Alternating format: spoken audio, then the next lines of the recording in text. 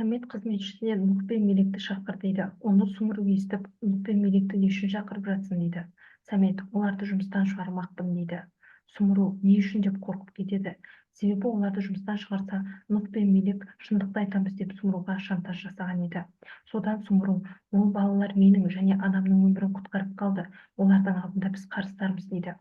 Самет, мен осылай істеуге мәжбүрмін. Біздің отбасымызды сақтап қалу үшін.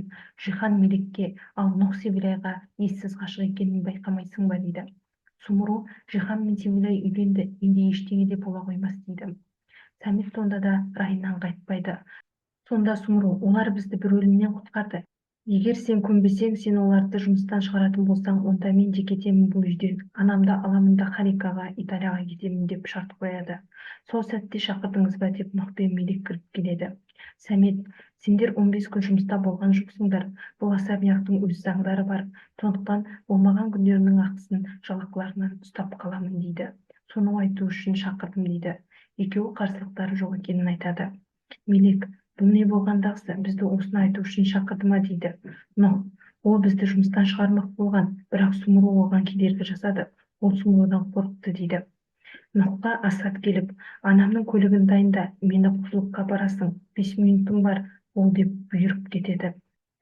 Жолда Асад, сендер кімсіңдер? Біздің особнякты басып алдыңдар ғой. Сен де, сенің егізің де әжемнің басын айналдырып, сеніміне кіріп алдыңдар.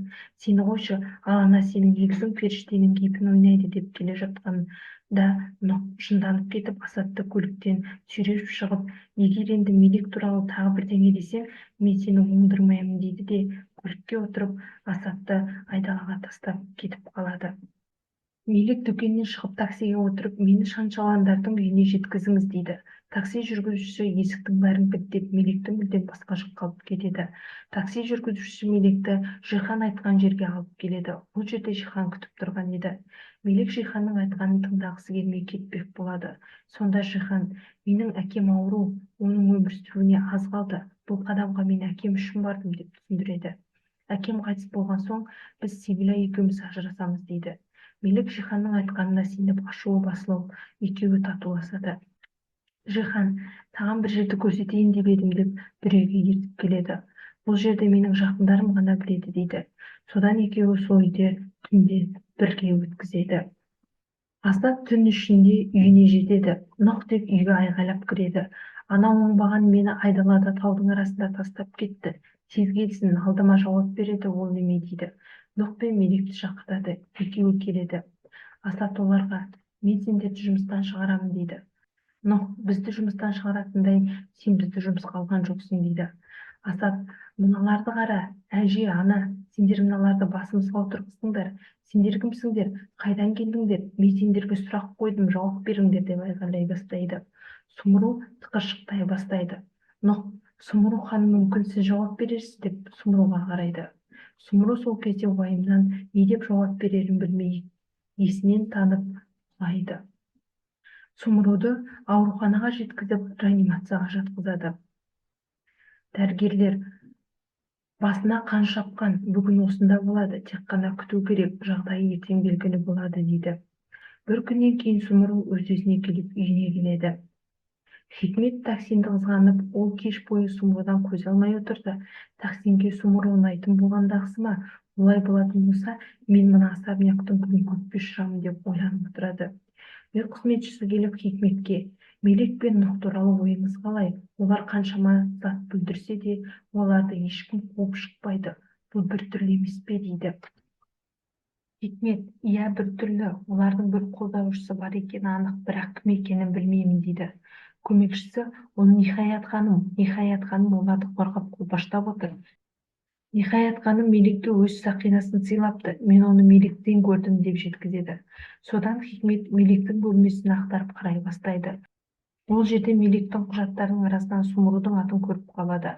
Содан оны фотоға түсіріп алады да, Мелектер келген жақ Ақсуға қарай жолға шығады. Мелек жұмыс істеген ауруханаға келіп, маған физиотерапевт Мелек Шикержа керек, соны іздеп келіп едім дейді. Қызметкер, Мелек бұл жерде біраз уақыт болды істемейді деп үйінің мекен-жайын береді. Хикмет мекен-жай бойынша келеді. Сол маңайдағы әйелден Мелектер қай жерде тұрады деп сұрайды.